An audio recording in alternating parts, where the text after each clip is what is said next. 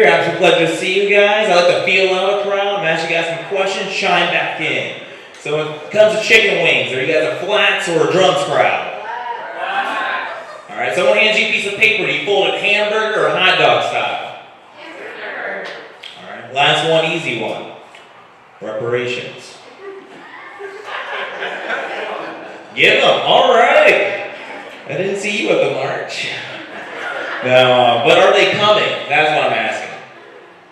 Are the reparations coming? The answer is no. I'll take the lead on this one. They are not coming, but I do come alternative. How about this? Every February, which is Black History Month, all black people get one wish. And if you mix everything else between, you get a $10 Subway gift card.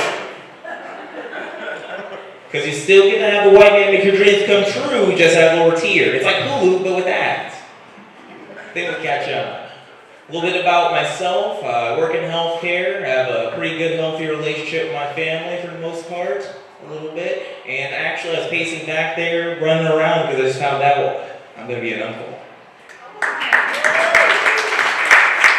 I really won that threesome. It's like going to a casino and breaking even. Like, I had a great time, and I don't owe the house my weekends. It works out very well. We do a lot of different things in my field. It gets a little awkward. We come back, it's that one-on-one interaction. Usually want to cut the tension with a joke or a compliment. I actually got a bad review not too long ago. We went on back, and he was like, hey, I really like your piercings. I was like, oh, okay. So I pulled out a card, the person who does my piercings and my tattoos. He then stepped back and said, whoa, I'm not into self-mutilation. That's weird, right? Because I know what people say, man, I really like those tennis shoes. I'm just not into Chinese sweatshops. I do respect their work ethic. And you take a break. We do a lot of different things and events. We do one called the Senior Health and Wellness Expo. Or as I call it, I convince you to stick around for one more year. And once again, these people are a little bit on the older side. They were born in 1940, sometimes even earlier than that. So they're always asking me questions like, Darius, do you think the world's going to get better? Darius, do you think the world's going to get worse? Or Darius, you're a little too close to that water fountain. That's hard, right? Hardest ones work are the ones with dementia, because they don't remember their loved ones or family members, but they still remember they don't like black people. It's weird, man. It's like, he doesn't remember Heidi's birthday, but he does remember the day Heidi brought home Jerome. I get it. Grandpa's not good with his numbers, but he doesn't forget his colors. Hammering it in. But I understand, people can't be great all the time. People are going to go through waves. They're going to be good, they're going to be bad. Like, think about R. Kelly, great musician, bad babysitter. Casey Anthony, bad babysitter, great murder mystery maker. We never figured it out, really. I'm new to the glasses game. I have glasses. It's pretty cool. It's pretty neat. I can now see. Oh, clap for glasses, yeah. I can now see and hear how much my grandma bullies me. It's a tough room. It's a tough room with her in it. Like, I was just walking around, she's like, back in my day, real men didn't wear glasses. And I was like, wow, Grandpa wasn't a cheater, he was just blind. But I can't wait for her to move to Florida, because that's when it's going to be evened out. You know what they call Florida? God's waiting room. So that makes hurricane season Judgment Day. No, it's pretty neat. I got a pretty good eye doctor. I think my eye doctor is so good, we came to the conclusion that I don't have chlamydia. Pretty good eye doctor, right? Pretty good. And we went up north not too long ago. We sat around with a bunch of guys around a fire. We do that thing where we're a little too honest with each other. We play the finger game, not that one. And basically, if you had it, you put a finger down, you know. So we're just talking about chlamydia for a second. You know, I was like, all right. Any burn victims? A couple guys, put their finger down. One guy put all his fingers down. Had a few questions. I was like, let's do another one. Gonorrhea, the clap. Put a finger down if you had the clap before. Again, a couple fingers went down. The same guy put all his fingers down. I was like, I gotta investigate this. So I come up to him, I was like, so, the game works. You put a finger down if you had it before. He's like, oh, well, I thought you put a finger down based on how many times you've had it. I was like, how many times have you had the clap? He said, I had the clap 6 times. I was like, ooh, that's no longer the clap. That's a round of applause. That's a nasty motherfucker, though. I feel like everything goes around in a circle, like everything is just in a constant loop. Like leggings. very popular today. People forget like it's very popular in the 70s and the 80s.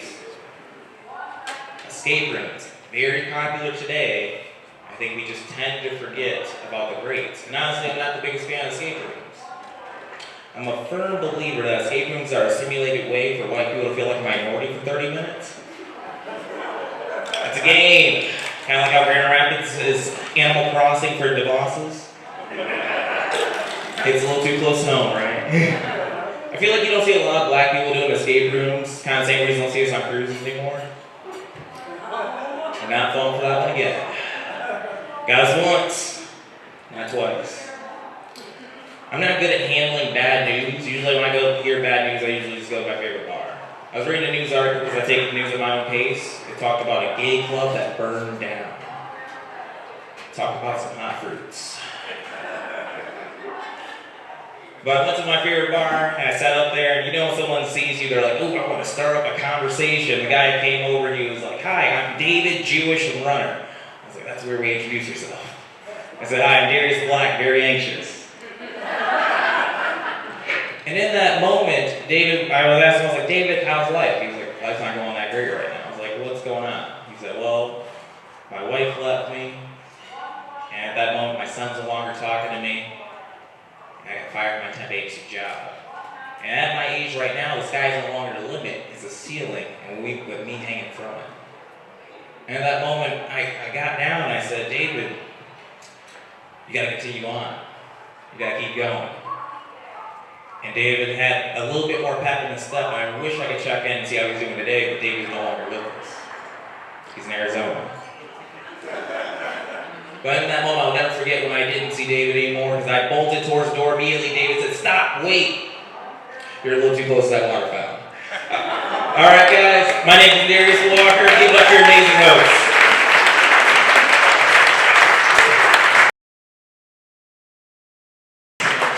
Keep going for all the comics you've heard tonight.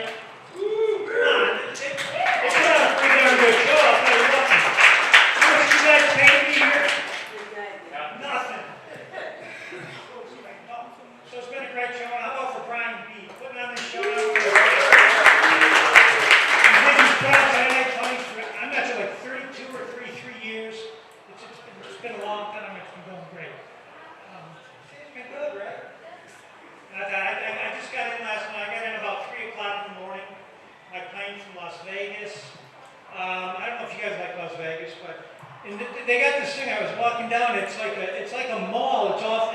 You walk out of your hotel, and from one hotel to the other, it's like a high class, like a Somerset kind of classy mall.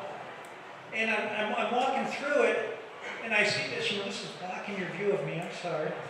And there's a woman who just she's got a baby. She plops down right in front of the Armani store. She pulls up her shirt. She exposes her breast, and she starts feeding her baby, breastfeeding her baby. And I like kids. I love kids. And frankly, I was kind of interested. So I sat down next to her. And then she like cops an attitude. She looks at me, and she's like, "Sir, do you have a problem?" Okay, she's sitting there, she's breastfeeding her child, exposing her breast in this high-class mall in Vegas. "Do I have a problem?" I'm like, "Honey, hell yes, I got a problem. I'm kind of thirsty." And milk does a body good. I don't know, but I got back from Vegas, fine. One thing here, I see a bunch of lawyers in here, so everybody watch their wallets. This side of the room is heavily populated by the evil lawyers, so you have to be careful of that. I'm a lawyer, and I don't like telling people that, because when people find out you're a lawyer, they think all you do is what? They think all you do is lie and cheat and steal, right? Do you like any lawyers? Do you have lawyers you would like? Well, what's your name, man? Santana. I just think so over here. But Santana, do you know any lawyers? Okay, well, but do you have a negative thought of lawyers? Oh, you think we lie, but see, I'm not like that. Okay, I don't lie and cheat and steal. Well, I don't cheat. It's crazy, you know, you're a lawyer, and like my dad, he was so upset when I became a lawyer because he wanted me to join a profession that was more well respected than his. And he sold used cars. Yeah, hard to do. It was hard to do. I don't know. You know, this whole lawyer thing it's really kind of crazy. But you got to do what you got to do, don't you? And I mean, it follows you in life. So I recently had a colonoscopy. Anybody had a colonoscopy? I was talking to somebody before the show at colonoscopy. Has anybody had one before? Santana, have you had one? Okay, well, you know, okay, for you kids who had a colonoscopy is when they're looking for butt cancer. So what they do is, you know, they take a camera, they stick it up your butt, and then they maneuver it through looking for cancer. And I remember I went to my doctor was actually down in Detroit, it was at Beaumont, and she's like, oh, you're a lawyer. Just open up and say, ah.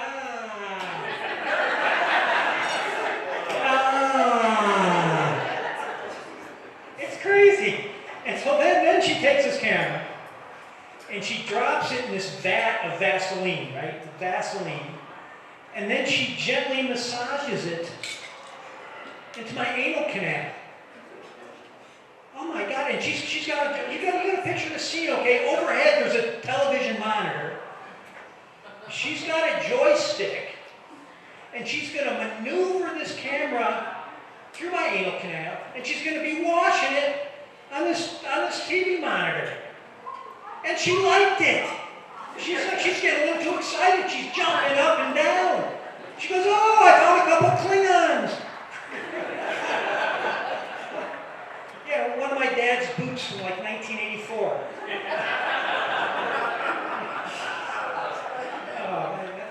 I thought there was a little blockage, but it was, So, I don't know, you know, I got a son, my youngest son, he's now 10 years old, right? He's in 5th grade. Yeah, 10 years old. You know, but now, of course, you know, dope's legal in Michigan, right? And he's crazy. He's getting hooked on this edible stuff. Right? You get these edibles, they're shaped like gummies, and he eats these dope gummies. It's crazy. He doesn't listen. And he came home from school one day, right? He's wearing a dog collar.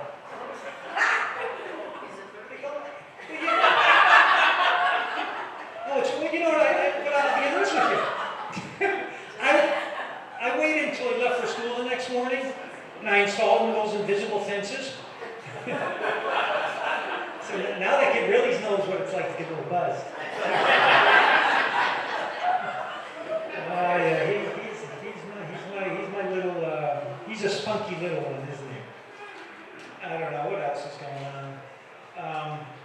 Yeah, I'll tell, I got another story from Vegas. I was in Vegas, and I'm at the Bellagio. I don't know if you've been there, and they got some clubs and stuff there. And I'm talking to this lady, and she's pretty well endowed.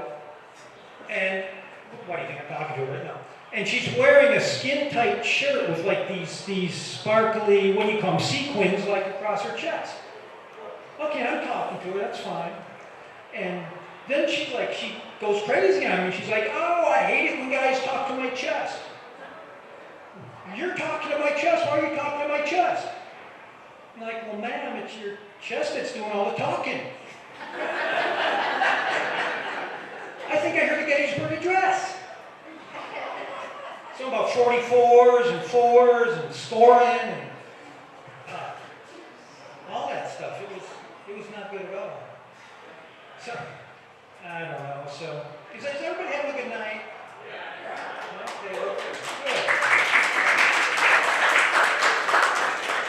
Oh man. So, this is some time ago. I dated a really religious woman. I guess it was just once I was a woman, right?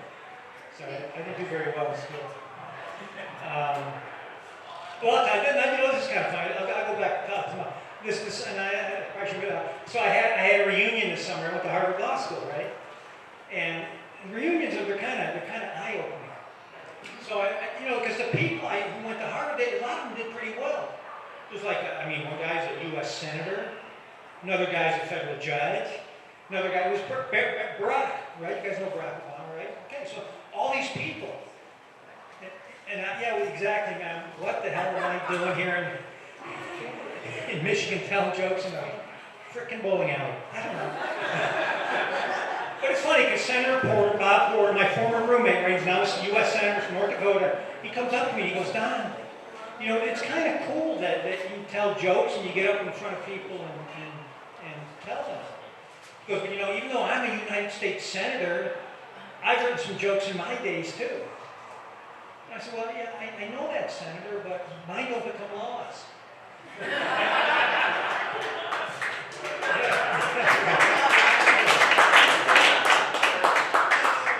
Speaking about laws, one of my former classmates is now director of the NHSTA, right, National Highway Safety Transportation, is responsible for all these regulations.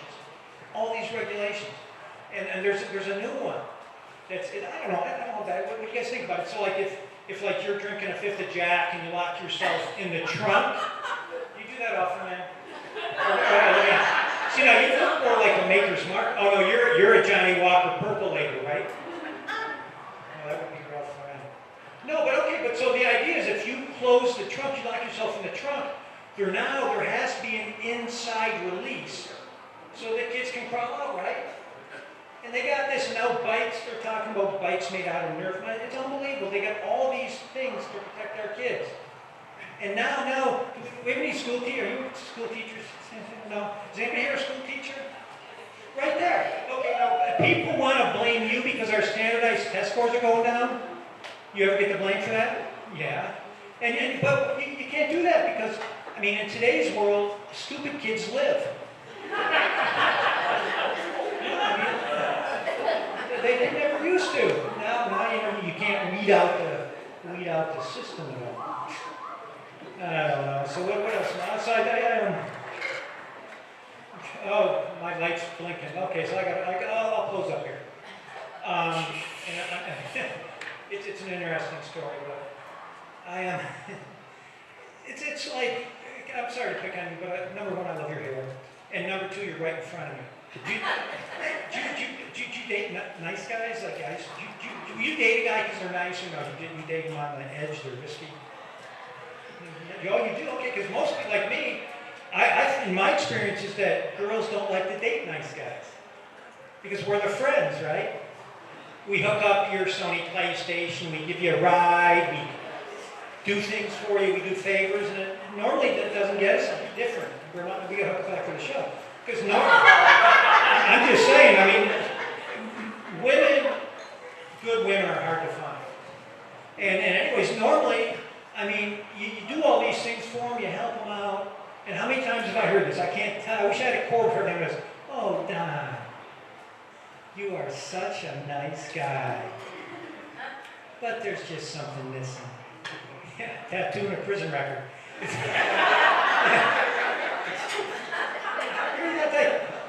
There's only one kind of woman who likes a nice guy.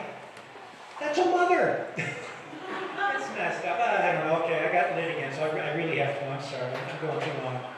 But it's crazy because now let's say if you're out with somebody, if you're out with a woman. Okay, you see now he's really mad. Okay, you're out with a woman and you're not dating. She wants to make sure everybody knows she's not dating you. You're her friend, right? She goes, hi, I'd like to meet Don, my friend. Hi, this is Don, my friend. What does friend mean? That's girl talk for he'll buy me dinner and I don't have to boink him. Thank you, I'm Don Peterson.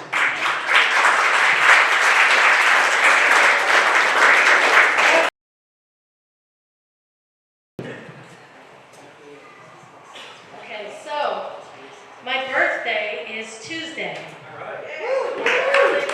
Thank you.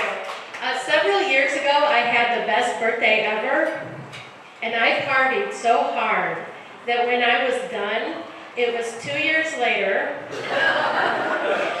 I had lost my job, and I moved back in with my mother. So you know that was a good party. The next birthday I assumed was going to be a surprise party because I got home and all the cars were there. But when I walked in, no one yelled surprise, and everyone was crying, and they were reading letters about how much they loved me, and they asked me to get treatment. And since then, all of my birthdays have sucked. Thanks, family. Are you enjoying my sobriety? Because I'm not. Crybabies. So my employer is offering an LGBTQ grant. Isn't that weird? And how are they going to know who's eligible for that and who's not? Like, can I submit diary entries from the time in the trailer park with that guy and his girlfriend? Would that count? Or is there a pussy eating contest? And is this even legit? Or is this a way for my employer to have same-sex sex with employees without it being harassment and solicitation? So I am from Generation X, and I was raised by baby boomers. And having boomer parents are like the sea turtles that lay their eggs really far away from the water, and then they're like, good luck living through this, toodaloo motherfuckers, and then they cut out. Like, it's okay. It was okay to abandon your kids back then, as long as you came back to beat them every once in a while.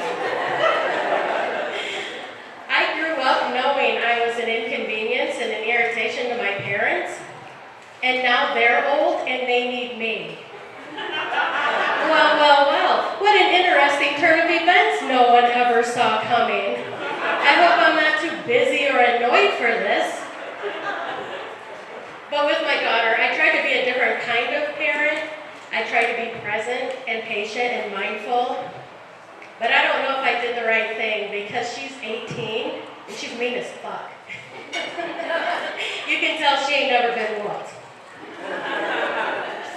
So I have been laid up for the last week and a half with a sex-related injury. But I'm not even mad because at my age, I'm glad to still be getting it like that. And my partner, he's the same age I am. So I was hobbling out of his house, and he said, come back again, get it while supplies last. And I was thinking, just because you don't have supplies to offer doesn't mean there aren't supplies somewhere available. But then I was thinking about my own supplies, and I don't know how much longer I'm going to have fatty tissue in my breasts or the ability to lube up on my own. And how do you know when you're running low on your own lube? Is it like, surprise, no supplies? So I'm vegetarian, and I know that people are surprised by that because they don't expect a vegetarian to be so beefy. That's ironic. And I tried to be vegan, but I couldn't give up cheese. I really need cheese to keep my poop solid. There were 3 things I couldn't stand about being vegan. One was being gassy all the time. The second was the uncontrollable sudden shitting. And the third one was the discomfort of never having my butthole closed completely. So vegans always have their mouth going.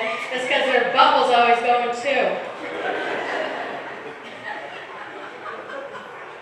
So I'm the kind of person who can only poop at home. And if I feel like I'm cooking up some turds, I really need to start heading home or I'll have a panic attack. Because I would rather shit in the privacy of my own pants getting home than use a bathroom somewhere else.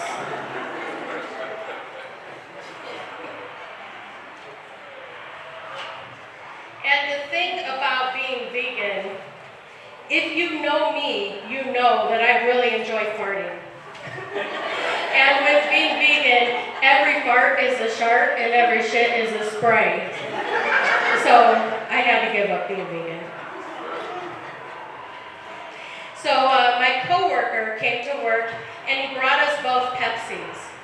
And I'm very caffeine intolerant. I can't just have a Pepsi and not have it ruin my life. So I brought it home for the weekend, and I put it on the kitchen counter, and it drove my daughter crazy. Every day she was asking, can I have the Pepsi? When are you going to drink your Pepsi? You're never going to drink that Pepsi. Why can't I have a little Pepsi? She was driving me crazy. And one morning I was leaving for work, and I was walking through the kitchen, and she said, I'll just have that Pepsi while you're at work. So I grabbed it off the counter, and I opened the back of my pants, and I slid it up my freshly showered butt crack, and I slammed it on the counter, and I said, be my guest. And she was horrified. And all she can talk about now is how disgusting I am. I had just showered. That was the cleanest my butt crack was going to be all day. It was not a big deal. Someday, I'm going to die, and she's going to be responsible to go through my belongings, and she's going to find a box of things much worse that have been up there. And that is my time. My name is Sarah Woolley. Thank you.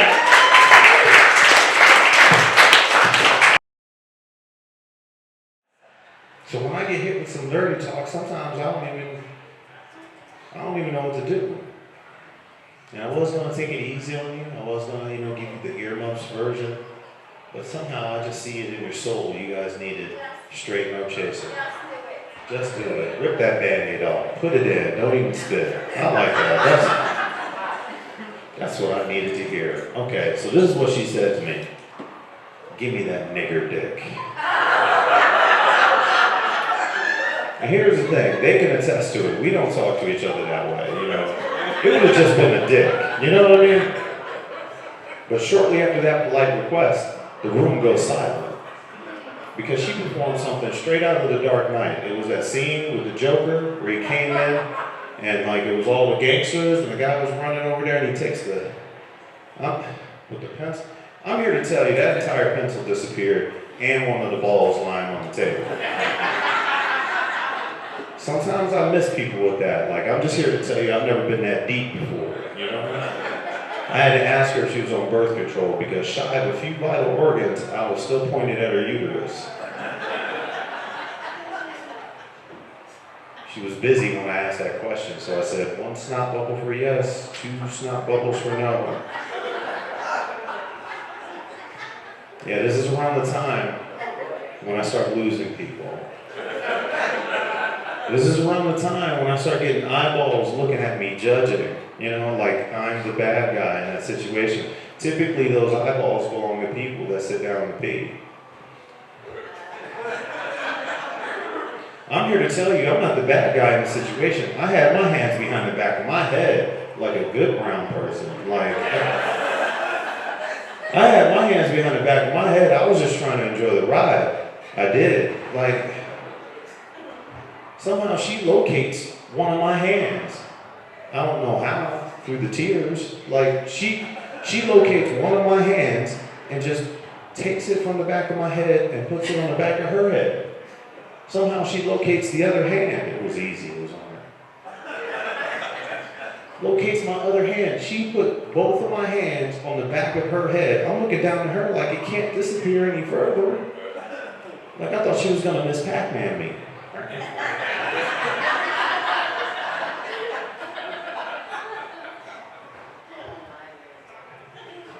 That's the only thing that'll clear you out.